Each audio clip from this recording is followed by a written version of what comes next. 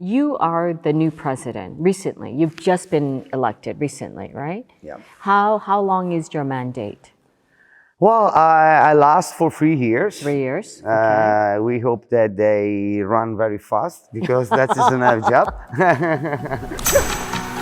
Italian Wine Podcast. Chin Chin with Italian wine people. Welcome to On the Road Special Edition with Stevie Kim. This 3-part series follows Stevie in the region of Umbria, visiting the Consortium di Montefalco and meeting charismatic new president Giampaolo Tabarrini. Here they attend the award ceremony for the 2018 vintage.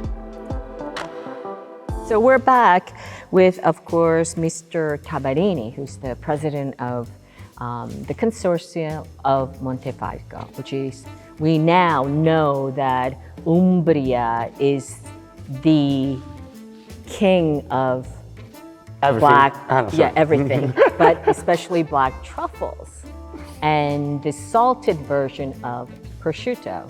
That's what we've learned from the previous episode. But now, what I would love to talk to him about is the white wines. See. Right? Perhaps the white wines are even lesser known, right, than Sagrantino. So, in general, one, what kind of grapes are produced? White grapes are produced in Montefalco, in this area, and what kind of wines do they produce? Let me say that in this area we produce different kind of white grapes like a Greghetto and so on. But in the last period, talking about the last 20-25 years,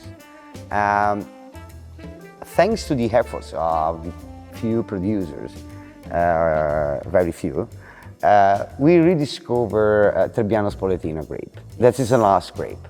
We actually did a special, by the way, I don't know if it went live today. We did a special pizza and food pairing at the office with my colleagues, and we paired one Spoletino.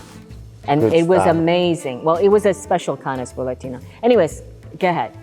Anyway, Trebbiano Spoletino, it was the variety that Lucas very involved on the research just to preserve this variety that was the last grape. Mostly because of the name, Trebbiano. Trebbiano, when we say Trebbiano in Italy, everybody thinks of Trebbiano Toscano, bag-in-the-box wine. The French used to call it Uni Blanc. It's so good that they distill it. I think they still call it Uni Blanc, right? Uni Blanc is the Trebbiano Toscano, same stuff. So when we say Trebbiano, we start to scare people because they immediately think, oh, it's garbage. We're talking about, no, this is not the point. There's many Trebbiano. This is the Trebbiano Spoletino, is far away from all the other Trebbiano. That was a beauty in the last years. It's so nice, rediscover. And when before we was talking that a territory is able today to do great red and great whites, it's just this. So to make a great red, you need a lot of sun. To make a great wine, you need a cold weather. How you can do the both in such a small corner? Can you just repeat that one more time? To make a good red, you need of the sun, a lot of sunshine, warmness, to make riper. Because you need sugar and for the alcohol. Ripe, the black grapes, the black skin of the grapes. Into the white wines, it's better have cold temperature to preserve freshness and acidity.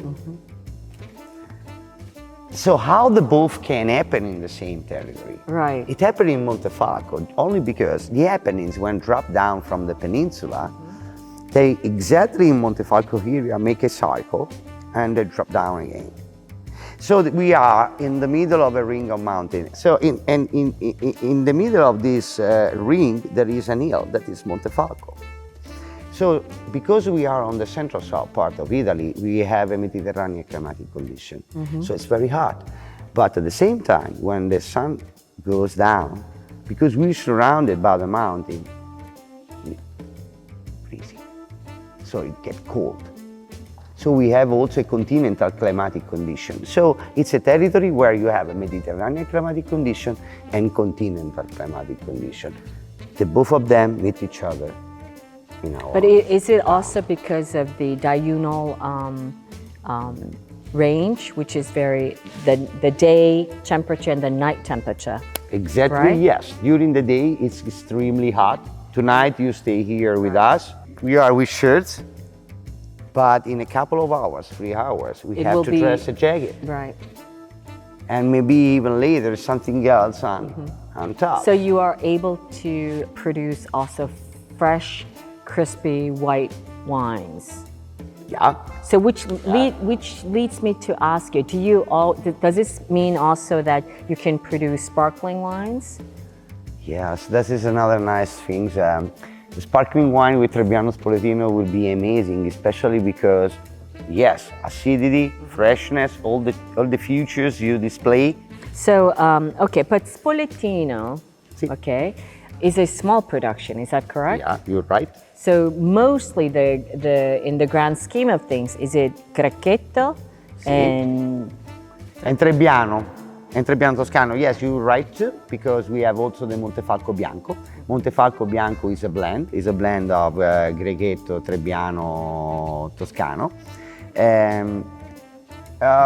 They're so far away. Trebbiano Spoletino have a very late harvest. Trebbiano Toscano is going to be like Grechetto, is going to be harvested early September. So we're talking completely of two different wines. And then there is also a different kind of aging, because many producers, for example, age the Montefalco Bianco or a little bit of it in the wood. So there is different view in terms of winemaking process of Montefalco Bianco. How do you get to Montefalco? You fly into Rome or Tuscan to Florence, I guess? Oh, you may fly to the both, because we are exactly from at the same distance from the both. So you spend 1 hour and 40 minutes from Rome, and you spend a couple of hours from Florence. Of course, flying from Rome is much more comfortable because there's much more flights in Rome instead in Florence. But the both of them are so close by. We have also an airport in Perugia, better in Assisi, San Francis Airport. It's not. But it's small, right? It's very small. And it's not yet international. It's not international. We are trying to develop as more as possible the airport, but it's not going to happen. So don't look for a flight. Just fly to Rome. It's easier. When people come to Montefalco, first of all, do the wineries, you said 70, right? Yeah. Belong to the consortiums? Yeah, the 70, How many 80. of them have hospitality? One, in terms of course, the easy way to receive clients or wine lovers is, of course, they do the guided tour and then they do a small tasting. But how many of them have also hospitality in terms of places where they can sleep, have a meal, etc.? In terms of place where you can sleep, we are not so well organized as many other territories. So there's just few wineries that can host people at the winery because they have rooms. In terms of food, some of them arrange lunch and dinners at the winery. They used to be open. Many of them arrange wine tasting, wine tours, wine pairing with local food. So the most of them are ready to make tasting and pairing. Of course, there's wineries that are much more well organized. So they have a bar, they have tables, and there are other wineries that probably cannot do the same because they work in the house. Right. But anyway, they have their own kitchen, and in their own kitchen they host guests. So it's nice too, even better maybe. Yeah, I absolutely agreed. I guess my question was, is Montefalco, I look at Vinitaly, right? You know, I work for Vinitaly, and during Vinitaly, there's so many people coming into Verona outside of town, and there aren't enough rooms for everyone to sleep, See. right? So they have to go outside. So I guess my question more is, Montefalco, if the tourists or guests or wine lovers, they decide to come and visit your winery, where do they sleep? Do they sleep in town, Montefalco? Are there enough, I guess, hotel beds? Or what are the options? I guess that's my question. Good question. So we have, of course, hotels, just few, not so many. Right. But we are plenty of beautiful agriturismo and B&B. Okay, agritourism. So we are plenty of such stuff because everybody restore the own properties that was on the countryside, in the middle of the olive trees, in the middle of the field of the vineyard. All of them, they have very nice property because there are historical buildings that been perfectly restored. Stay in a place like that, I believe, is 10 times better than a cold hotel rooms. So you can enjoy the real life into an agriturismo much better than into an hotel. Anyway, there is the hotel too, just a couple. Right. So you are the new president recently. You've just been elected recently, right? Yeah. How long is your mandate? Well, I last for 3 years. 3 years. We hope that they run very fast because that is another job. So yeah, we are in charge for 3 years, and during the 3 years you should act all the things you have in mind. So that's exactly my question. When did the consortium first start? When was it established? We started, if I do not wrong, at the end of 80s. Okay, so now we are 2022. Yeah. You know. Same. So after 40 years, what are your ambitions? Like, in the perfect world, what would you like to accomplish during your mandate? I would like... Within this next 3 years, what would you like to do for the consortiums of Montefalco? I would like to describe my hometown as never been described. I would like to show my house as it is. I know where I was born.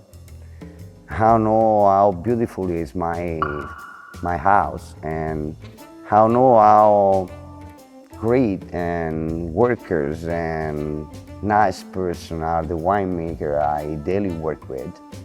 So I want to move Montefalco to the level that Montefalco deserves. It's possible to do it. It's in our will. The point is that I don't want to waste any time. I want to make it happen as faster as possible because all my friends winemakers, they are toughly working from years, and it's time that they get what they deserve, as I told you. So it sounds all great, what you just said, but how are you going to make this happen in a practical way? That's the real challenge. I've been right? hired as a president just 5 years ago, and just from the next day we start to change everything. First things we keep to us, of course, the balance. Like, let me see the bills, fix it. Then who's the workers, fix it. Who's the events we do, try to fix it. And now all the other trouble, fix it. And I don't want to waste time and fix the matter, fix the trouble. So you want to react quickly, accelerate. I have to. Since a certain point, we decided that the company should be 2.0. Now we're talking that the company should be 4.0. Montefalco didn't yet thought about that, so I want to move Montefalco directly to 15.0. I want to jump all the rest and move it to 15.0, and then everybody will look to Montefalco to copy Montefalco. I'm not saying a bullshit. I'm not saying something that is over than our ability. I'm saying what I'm really thinking that is possible to do. So I really believe in what I say. Listen, well, good luck to you. Thank you. I really need it. Yeah, I think you have great energy, and definitely new type of energy, in especially, when we think of consortiums, often we think of very, in a way, institutional. Yep. You're definitely something very different. So I look forward to this. And that's a wrap coming from Montefalco with Mr. Tabarrini, who is the president of the Consortium of Montefalco. Thank you, everybody. Ciao, Grazie, ragazzi. Stevie. Ciao, ciao. And that's a wrap for this portion of our 3-part series in Montefalco, Umbria. Thanks for listening, and don't forget to check out all our fascinating interviews from the world of wine on ItalianWinePodcast.com, or find us on SoundCloud, Spotify, Himalaya, or wherever you get your pods. Chin chin!